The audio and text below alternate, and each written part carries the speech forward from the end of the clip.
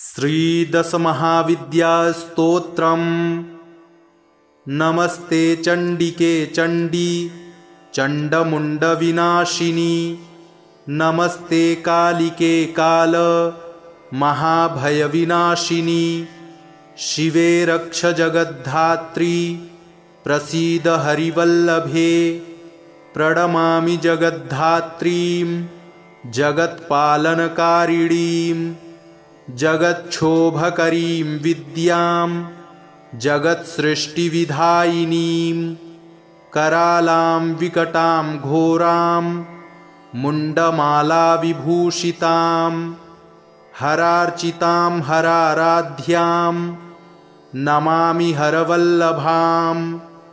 गौरीं गुरुप्रियां गौरवरडालङ्कारभूषितां। हरिप्रियां महामायां नमामि ब्रह्मपूजितां। सिद्धां सिद्धेश्वरीं सिद्धविद्याधरगणैर्युतां। मन्त्रसिद्धिप्रदां योनि सिद्धिदां लिङ्गशोभितां। प्रणमामि महामायां दुर्गा दुर्गतिनाशिनीम्। उग्रामुग्रमयीमुग्र तारामुग्रगणैर्युतां। नीलां नीलघनश्यामां नमामि नीलसुन्दरीं। श्यामाङ्गीं श्यामघटिकां श्यामवर्णविभूषितां। प्रणमामि जगद्धात्रीं गौरीं सर्वार्थसाधिनीं। विश्वेश्वरीं महाघोरां विकटां घोरनादिनीं। आद्यामाद्यगुरोराद्या माद्यानाथ प्रपूजितां। श्रीदुर्गां धनदामन्न पूर्णां पद्मां सुरेश्वरीं। प्रणमामि जगद्धात्रीं चन्द्रशेखरवल्लभां। त्रिपुरां सुन्दरीं बालामबलागणभूषितां। शिवदूतीं शिवाराध्यां शिवधेयां सनातनीं। सुन्दरीं तारिणीं सर्वशिवागणविभूषितां। नारायणीं विष्णुपूज्यां ब्रह्मविष्णुहरप्रियां। सर्वसिद्धिप्रदां नित्यामनित्यगणवर्जितां। सगुणां निर्गुणां ध्येयामर्चितां सर्वसिद्धिदां। विद्यां सिद्धिप्रदां विद्यां महाविद्यामहेश्वरीं। महेशभक्तां माहेशीं महाकालप्रपूजितां। प्रणमामि जगद्धात्रीं शुम्भासुरविमर्दिनीं। रक्तप्रियां रक्तवर्णां रक्तबीजविमर्दिनीं। भैरवीं भुवनादेवीं लोलजिह्वां सुरेश्वरीं। चतुर्भुजां दशभुजामष्टादशभुजां शुभां। त्रिपुरेशीं विश्वनाथ प्रियां विश्वेश्वरीं शिवां। अट्टहासामट्टहास प्रियां धूम्रविनाशिनीं। कमलां छिन्नमस्तां च मातङ्गीं सुरसुन्दरीं। षोडशीं विजयां भीमां धूम्रां च बगलामुखीं। सर्वसिद्धिप्रदां सर्वविद्यामन्त्रविशोधिनीं। प्रणमामि जगत्तारां सारं मन्त्रसिद्धये।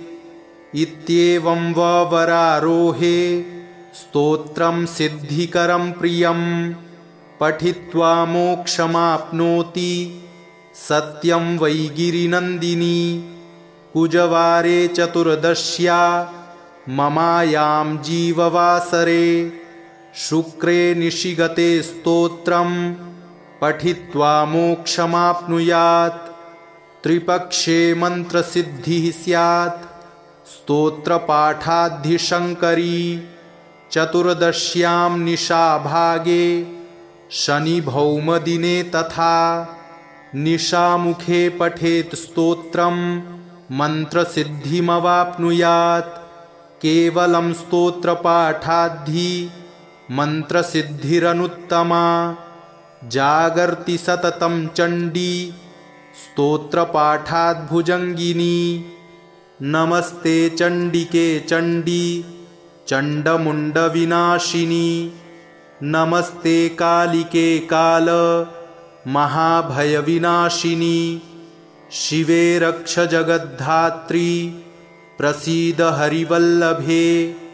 प्रणमामि जगद्धात्रीं जगत्पालनकारिणीं जगच्छोभकरीं विद्यां जगत्सृष्टिविधायिनीं। करालां विकटां घोरां मुण्डमालाविभूषितां हरार्चितां हराराध्यां नमामि हरवल्लभां।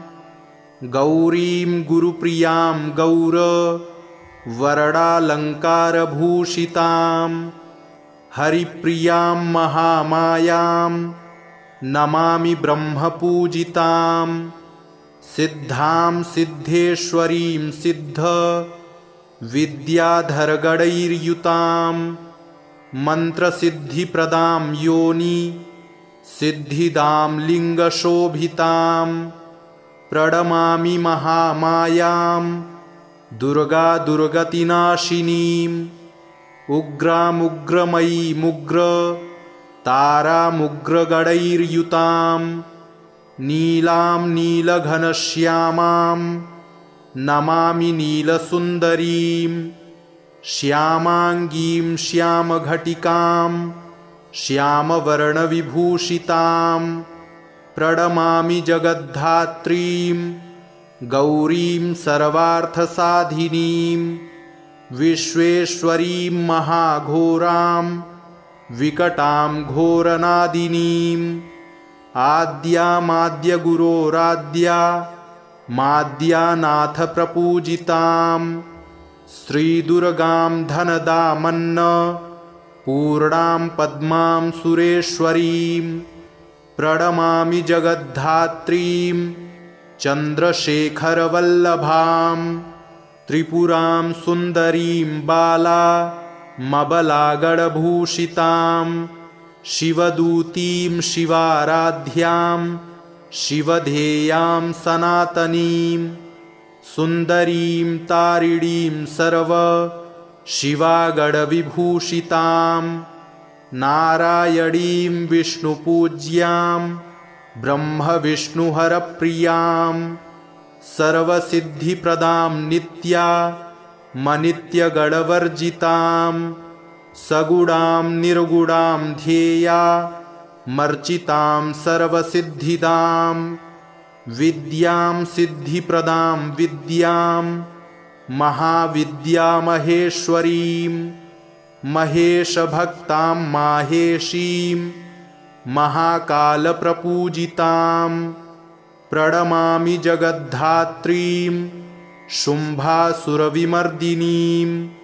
रक्तप्रियां रक्तवर्णां रक्तबीजविमर्दिनीं। भैरवीं भुवनादेवीं लोलजिह्वां सुरेश्वरीं।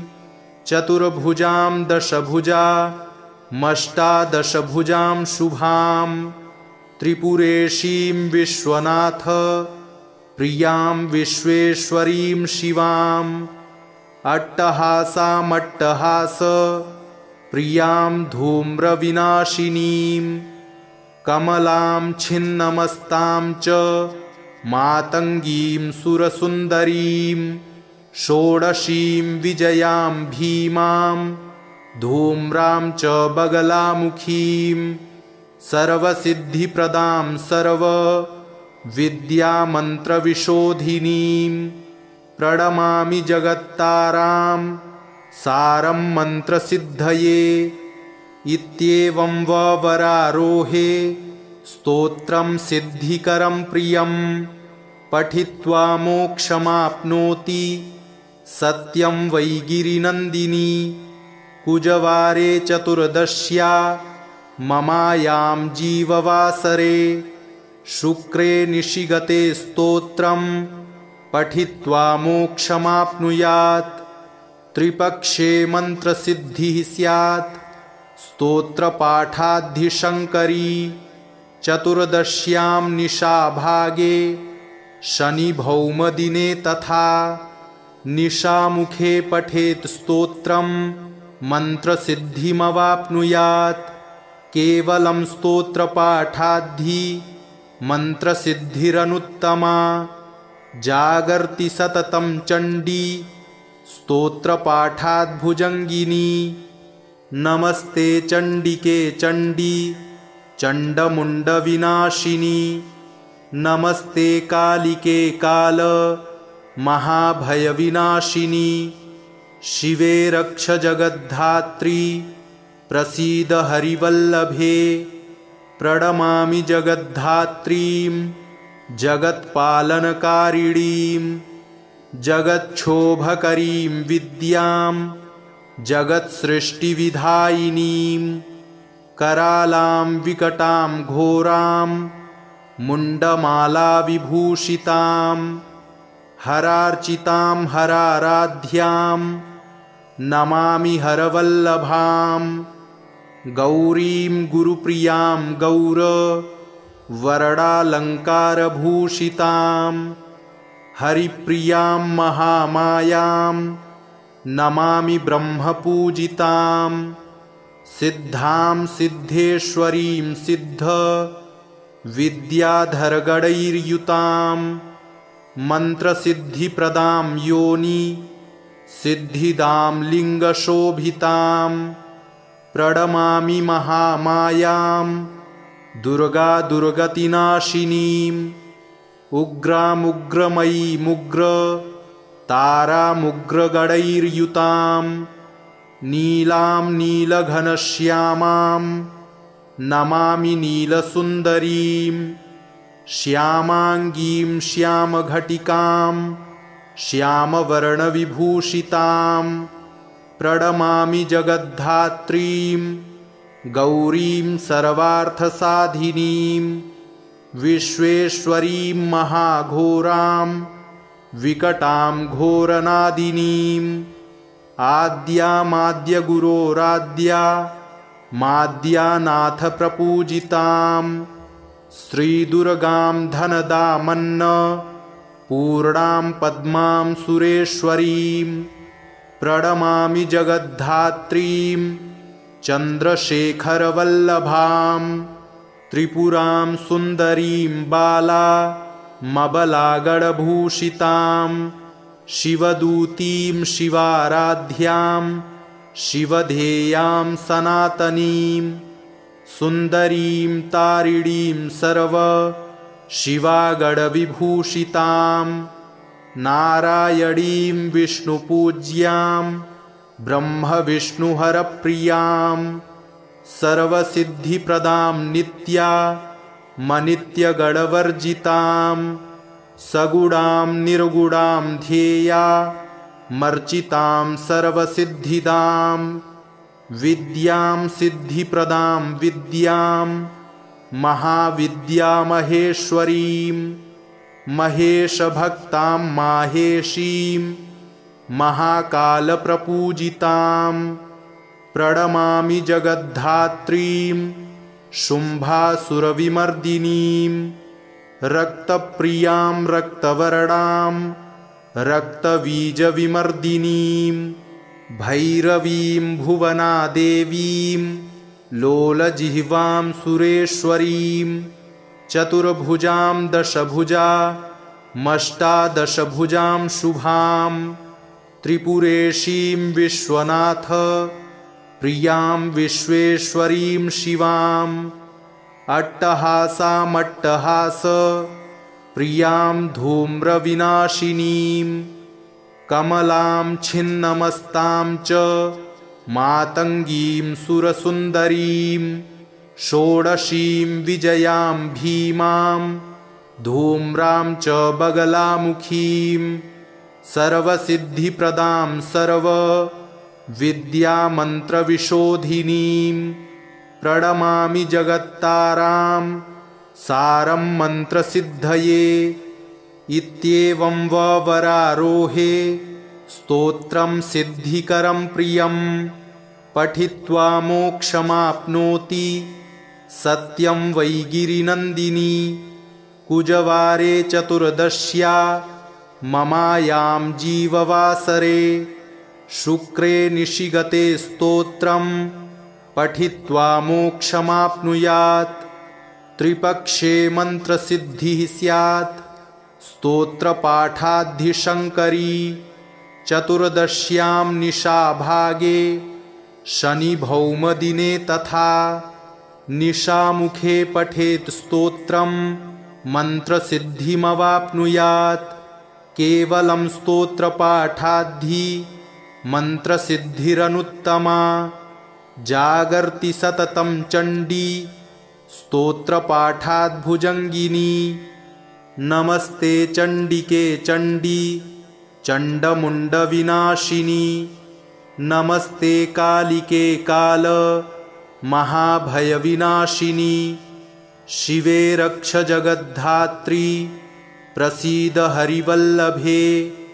प्रणमामि जगद्धात्रीं जगत्पालनकारिणीं जगच्छोभकरीं विद्यां जगत्सृष्टिविधायिनीं। करालां विकटां घोरां मुण्डमालाविभूषितां हरार्चितां हराराध्यां नमामि हरवल्लभां।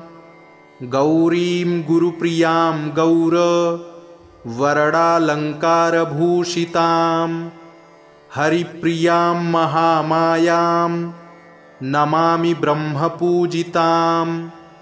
सिद्धां सिद्धेश्वरीं सिद्ध विद्याधरगणैर्युतां मन्त्रसिद्धिप्रदां योनि सिद्धिदां लिङ्गशोभितां। प्रणमामि महामायां दुर्गा दुर्गतिनाशिनीं। उग्रामुग्रमयीमुग्र तारामुग्रगणैर्युतां नीलां नीलघनश्यामां नमामि नीलसुन्दरीं।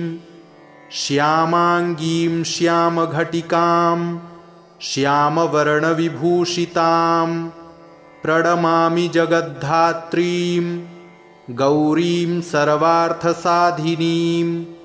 विश्वेश्वरीं महाघोरां विकटां घोरनादिनीं। आद्यामाद्यगुरोराद्या माद्यानाथ प्रपूजितां। श्रीदुर्गां धनदामन्न पूर्णां पद्मां सुरेश्वरीं। प्रणमामि जगद्धात्रीं चन्द्रशेखरवल्लभां। त्रिपुरां सुन्दरीं बालामबलागणभूषितां। शिवदूतीं शिवाराध्यां शिवधेयां सनातनीं। सुन्दरीं तारिणीं सर्व शिवागणविभूषितां। नारायणीं विष्णुपूज्यां ब्रह्मविष्णुहरप्रियां। सर्वसिद्धिप्रदां नित्यामनित्यगणवर्जितां। सगुणां निर्गुणां ध्येया मर्चितां सर्वसिद्धिदां। विद्यां सिद्धिप्रदां विद्यां महाविद्यामहेश्वरीं। महेशभक्तां माहेशीं महाकालप्रपूजितां। प्रणमामि जगद्धात्रीं शुम्भासुरविमर्दिनीं। रक्तप्रियां रक्तवर्णां रक्तबीजविमर्दिनीं। भैरवीं भुवनादेवीं लोलजिह्वां सुरेश्वरीं। चतुर्भुजां दशभुजामष्टादशभुजां शुभां। त्रिपुरेशीं विश्वनाथ प्रियां विश्वेश्वरीं शिवां। अट्टहासामट्टहास प्रियां धूम्रविनाशिनीं कमलां छिन्नमस्तां च मातङ्गीं सुरसुन्दरीं षोडशीं विजयां भीमां धूम्रां च बगलामुखीं सर्वसिद्धिप्रदां सर्वविद्यामन्त्रविशोधिनीं प्रणमामि जगत्तारां सारं मन्त्रसिद्धये। इत्येवं वरारोहे स्तोत्रं सिद्धिकरं प्रियं पठित्वा मोक्षमाप्नोति सत्यं वै गिरिनन्दिनी। कुजवारे चतुर्दश्या ममायां जीववासरे शुक्रे निशिगते स्तोत्रं पठित्वा मोक्षमाप्नुयात्। त्रिपक्षे मन्त्रसिद्धिः स्यात् स्तोत्रपाठाद्धिशङ्करी। चतुर्दश्यां निशाभागे शनिभौमदिने तथा निशामुखे पठेत् स्तोत्रं मन्त्रसिद्धिमवाप्नुयात्। केवलं स्तोत्रपाठाद्धि मन्त्रसिद्धिरनुत्तमा। जागर्ति सततं चण्डी स्तोत्रपाठाद्भुजङ्गिनी। नमस्ते चण्डिके चण्डी चण्डमुण्डविनाशिनी। नमस्ते कालिके काल महाभयविनाशिनी। शिवे रक्ष जगद्धात्री प्रसीद हरिवल्लभे। प्रणमामि जगद्धात्रीं जगत्पालनकारिणीं जगच्छोभकरीं विद्यां जगत्सृष्टिविधायिनीं करालां विकटां घोरां मुण्डमालाविभूषितां हरार्चितां हराराध्यां नमामि हरवल्लभां। गौरीं गुरुप्रियां गौरवरडालङ्कारभूषितां हरिप्रियां महामायां नमामि ब्रह्मपूजितां। सिद्धां सिद्धेश्वरीं सिद्ध विद्याधरगणैर्युतां मन्त्रसिद्धिप्रदां योनि सिद्धिदां लिङ्गशोभितां। प्रणमामि महामायां दुर्गा दुर्गतिनाशिनीम् उग्रामुग्रमयीमुग्र तारामुग्रगणैर्युतां नीलां नीलघनश्यामां नमामि नीलसुन्दरीं। श्यामाङ्गीं श्यामघटिकां श्यामवर्णविभूषितां प्रणमामि जगद्धात्रीं गौरीं सर्वार्थसाधिनीं। विश्वेश्वरीं महाघोरां विकटां घोरनादिनीं। आद्यामाद्यगुरोराद्या माद्यानाथप्रपूजितां श्रीदुर्गां धनदामन्न पूर्णां पद्मां सुरेश्वरीं। प्रणमामि जगद्धात्रीं चन्द्रशेखरवल्लभां त्रिपुरां सुन्दरीं बालामबलागणभूषितां शिवदूतीं शिवाराध्यां शिवधेयां सनातनीं सुन्दरीं तारिणीं सर्व शिवागणविभूषितां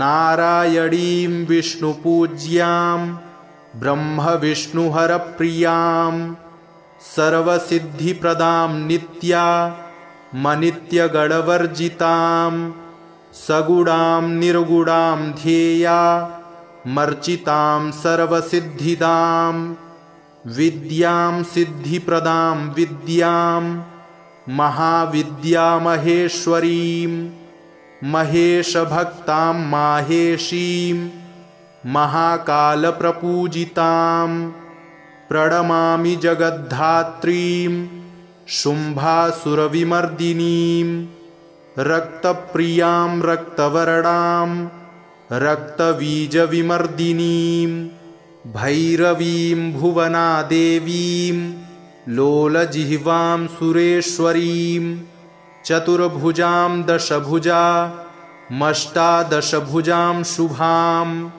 त्रिपुरेशीं विश्वनाथ प्रियां विश्वेश्वरीं शिवाम् अट्टहासामट्टहास प्रियां धूम्रविनाशिनीं कमलां छिन्नमस्तां च मातङ्गीं सुरसुन्दरीं षोडशीं विजयां भीमां धूम्रां च बगलामुखीं सर्वसिद्धिप्रदां सर्वविद्यामन्त्रविशोधिनीं प्रणमामि जगत्तारां सारं मन्त्रसिद्धये। इत्येवं वरारोहे स्तोत्रं सिद्धिकरं प्रियं पठित्वा मोक्षमाप्नोति सत्यं वै गिरिनन्दिनी। कुजवारे चतुर्दश्या ममायां जीववासरे शुक्रे निशिगते स्तोत्रं पठित्वा मोक्षमाप्नुयात्। त्रिपक्षे मन्त्रसिद्धिः स्यात् स्तोत्रपाठाद्धिशङ्करी।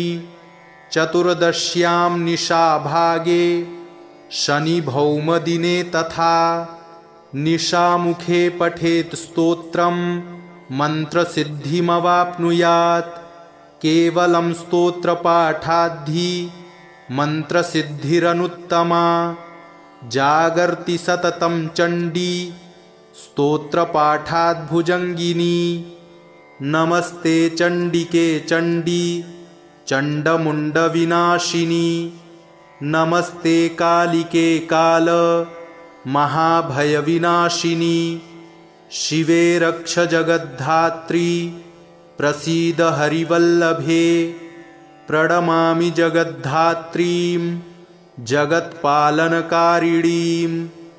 जगच्छोभकरीं विद्यां जगत्सृष्टिविधायिनीं करालां विकटां घोरां मुण्डमालाविभूषितां हरार्चितां हराराध्यां नमामि हरवल्लभां। गौरीं गुरुप्रियां गौरवरडालङ्कारभूषितां हरिप्रियां महामायां नमामि ब्रह्मपूजितां। सिद्धां सिद्धेश्वरीं सिद्ध विद्याधरगणैर्युतां मन्त्रसिद्धिप्रदां योनि सिद्धिदां लिङ्गशोभितां। प्रणमामि महामायां दुर्गा दुर्गतिनाशिनीम् उग्रामुग्रमयीमुग्र तारामुग्रगणैर्युतां नीलां नीलघनश्यामां नमामि नीलसुन्दरीं। श्यामाङ्गीं श्यामघटिकां श्यामवर्णविभूषितां प्रणमामि जगद्धात्रीं गौरीं सर्वार्थसाधिनीं। विश्वेश्वरीं महाघोरां विकटां घोरनादिनीं। आद्यामाद्यगुरोराद्या माद्यानाथ प्रपूजितां श्रीदुर्गां धनदामन्न पूर्णां पद्मां सुरेश्वरीं।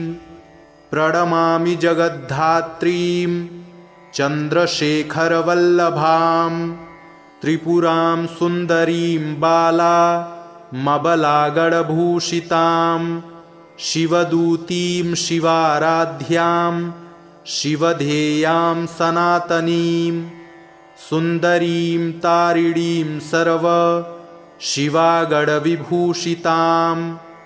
नारायणीं विष्णुपूज्यां ब्रह्मविष्णुहरप्रियां सर्वसिद्धिप्रदां नित्यामनित्यगणवर्जितां सगुणां निर्गुणां ध्येया मर्चितां सर्वसिद्धिदां विद्यां सिद्धिप्रदां विद्यां महाविद्यामहेश्वरीं महेशभक्तां माहेशीं महाकालप्रपूजितां प्रणमामि जगद्धात्रीं शुम्भासुरविमर्दिनीं रक्तप्रियां रक्तवर्णां रक्तबीजविमर्दिनीं भैरवीं भुवनादेवीं लोलजिह्वां सुरेश्वरीं चतुर्भुजां दशभुजामष्टादशभुजां शुभां त्रिपुरेशीं विश्वनाथ प्रियां विश्वेश्वरीं शिवाम् अट्टहासामट्टहास प्रियां धूम्रविनाशिनीं कमलां छिन्नमस्तां च मातङ्गीं सुरसुन्दरीं षोडशीं विजयां भीमां धूम्रां च बगलामुखीं सर्वसिद्धिप्रदां सर्वविद्यामन्त्रविशोधिनीं प्रणमामि जगत्तारां सारं मन्त्रसिद्धये इत्येवं वरारोहे स्तोत्रं सिद्धिकरं प्रियं पठित्वा मोक्षमाप्नोति सत्यं वै गिरिनन्दिनी कुजवारे चतुर्दश्या ममायां जीववासरे शुक्रे निशिगते स्तोत्रं पठित्वा मोक्षमाप्नुयात् त्रिपक्षे मन्त्रसिद्धिः स्यात् स्तोत्रपाठाद्धिशङ्करी चतुर्दश्यां निशाभागे शनिभौमदिने तथा निशामुखे पठेत् स्तोत्रं मन्त्रसिद्धिमवाप्नुयात् केवलं स्तोत्रपाठाद्धि मन्त्रसिद्धिरनुत्तमा जागर्ति सततं चण्डी स्तोत्रपाठाद्भुजङ्गिनी नमस्ते चण्डिके चण्डी चण्डमुण्डविनाशिनी नमस्ते कालिके काल महाभयविनाशिनी शिवे रक्ष जगद्धात्री प्रसीद हरिवल्लभे प्रणमामि जगद्धात्रीं जगत्पालनकारिणीं जगच्छोभकरीं विद्यां जगत्सृष्टिविधायिनीं करालां विकटां घोरां मुण्डमालाविभूषितां हरार्चितां हराराध्यां नमामि हरवल्लभां गौरीं गुरुप्रियां गौरवर्णालङ्कारभूषितां हरिप्रियां महामायां नमामि ब्रह्मपूजितां सिद्धां सिद्धेश्वरीं सिद्ध विद्याधरगणैर्युतां मन्त्रसिद्धिप्रदां योनि सिद्धिदां लिङ्गशोभितां प्रणमामि महामायां दुर्गादुर्गतिनाशिनीं उग्रामुग्रमयीमुग्र तारामुग्रगणैर्युतां नीलां नीलघनश्यामां नमामि नीलसुन्दरीं श्यामाङ्गीं श्यामघटिकां श्यामवर्णविभूषितां प्रणमामि जगद्धात्रीं गौरीं सर्वार्थसाधिनीं विश्वेश्वरीं महाघोरां विकटां घोरनादिनीं आद्यामाद्यगुरोराद्या माद्यानाथप्रपूजितां श्रीदुर्गां धनदामन्न पूर्णां पद्मां सुरेश्वरीं प्रणमामि जगद्धात्रीं चन्द्रशेखरवल्लभां त्रिपुरां सुन्दरीं बालामबलागणभूषितां शिवदूतीं शिवाराध्यां शिवधेयां सनातनीं सुन्दरीं तारिणीं सर्व शिवागणविभूषितां नारायणीं विष्णुपूज्यां ब्रह्मविष्णुहरप्रियां सर्वसिद्धिप्रदां नित्यामनित्यगणवर्जितां सगुणां निर्गुणां ध्येयामर्चितां सर्वसिद्धिदां विद्यां सिद्धिप्रदां विद्यां महाविद्यामहेश्वरीं महेशभक्तां माहेशीं महाकालप्रपूजितां प्रणमामि जगद्धात्रीं शुम्भासुरविमर्दिनीं रक्तप्रियां रक्तवर्णां रक्तबीजविमर्दिनीं भैरवीं भुवनादेवीं लोलजिह्वां सुरेश्वरीं चतुर्भुजां दशभुजामष्टादशभुजां शुभां त्रिपुरेशीं विश्वनाथ प्रियां विश्वेश्वरीं शिवाम् अट्टहासामट्टहास प्रियां धूम्रविनाशिनीं कमलां छिन्नमस्तां च मातङ्गीं सुरसुन्दरीं षोडशीं विजयां भीमां धूम्रां च बगलामुखीं सर्वसिद्धिप्रदां सर्वविद्यामन्त्रविशोधिनीं प्रणमामि जगत्तारां सारं मन्त्रसिद्धये इत्येवं वरारोहे स्तोत्रं सिद्धिकरं प्रियं पठित्वा मोक्षमाप्नोति सत्यं वै गिरिनन्दिनी कुजवारे चतुर्दश्या ममायां जीववासरे शुक्रे निशिगते स्तोत्रं पठित्वा मोक्षमाप्नुयात् त्रिपक्षे मन्त्रसिद्धिः स्यात् स्तोत्रपाठाद्धिशङ्करी चतुर्दश्यां निशाभागे शनिभौमदिने तथा निशामुखे पठेत् स्तोत्रं मन्त्रसिद्धिमवाप्नुयात् केवलं स्तोत्रपाठाद्धि मन्त्रसिद्धिरनुत्तमा जागर्ति सततं चण्डी स्तोत्रपाठाद्भुजङ्गिनी नमस्ते चण्डिके चण्डी चण्डमुण्डविनाशिनी नमस्ते कालिके काल महाभयविनाशिनी शिवे रक्ष जगद्धात्री प्रसीद हरिवल्लभे प्रणमामि जगद्धात्रीं जगत्पालनकारिणीं जगच्छोभकरीं विद्यां जगत्सृष्टिविधायिनीं करालां विकटां घोरां मुण्डमालाविभूषितां हरार्चितां हराराध्यां नमामि हरवल्लभां गौरीं गुरुप्रियां गौरवर्णालङ्कारभूषितां हरिप्रियां महामायां नमामि ब्रह्मपूजितां सिद्धां सिद्धेश्वरीं सिद्ध विद्याधरगणैर्युतां मन्त्रसिद्धिप्रदां योनि सिद्धिदां लिङ्गशोभितां प्रणमामि महामायां दुर्गा दुर्गतिनाशिनीम् उग्रामुग्रमयीमुग्र तारामुग्रगणैर्युतां नीलां नीलघनश्यामां नमामि नीलसुन्दरीं श्यामाङ्गीं श्यामघटिकां श्यामवर्णविभूषितां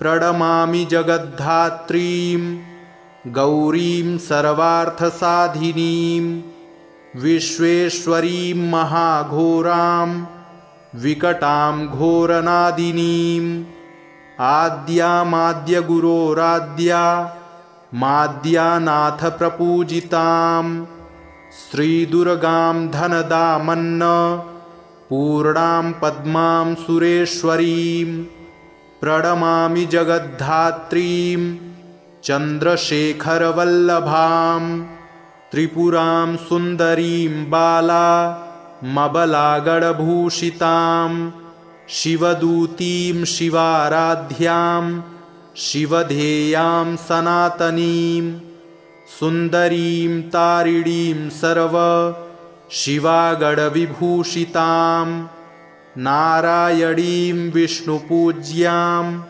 ब्रह्मविष्णुहरप्रियां सर्वसिद्धिप्रदां नित्यामनित्यगणवर्जितां सगुणां निर्गुणां ध्येयामर्चितां सर्वसिद्धिदां विद्यां सिद्धिप्रदां विद्यां महाविद्यामहेश्वरीं महेशभक्तां माहेशीं महाकालप्रपूजितां प्रणमामि जगद्धात्रीं शुम्भासुरविमर्दिनीं रक्तप्रियां रक्तवर्णां रक्तबीजविमर्दिनीं भैरवीं भुवनादेवीं लोलजिह्वां सुरेश्वरीं चतुर्भुजां दशभुजामष्टादशभुजां शुभां त्रिपुरेशीं विश्वनाथ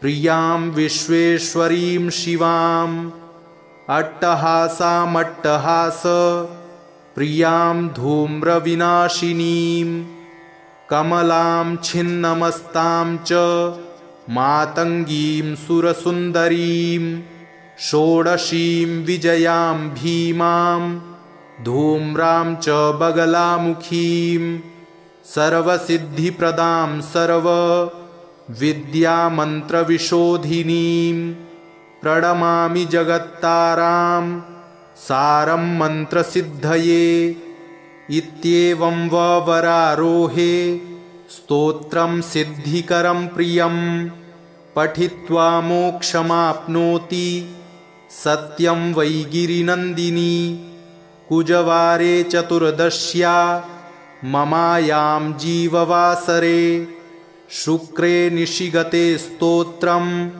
पठित्वा मोक्षमाप्नुयात् त्रिपक्षे मन्त्रसिद्धिः स्यात् स्तोत्रपाठाद्धिशङ्करी चतुर्दश्यां निशाभागे शनिभौमदिने तथा निशामुखे पठेत् स्तोत्रं मन्त्रसिद्धिमवाप्नुयात् केवलं स्तोत्रपाठाद्धि मन्त्रसिद्धिरनुत्तमा जागर्ति सततं चण्डी स्तोत्रपाठाद्भुजङ्गिनी इति श्रीमुण्डमालातन्त्रे एकादशपटले दशमहाविद्यास्तोत्रं सम्पूर्णम्।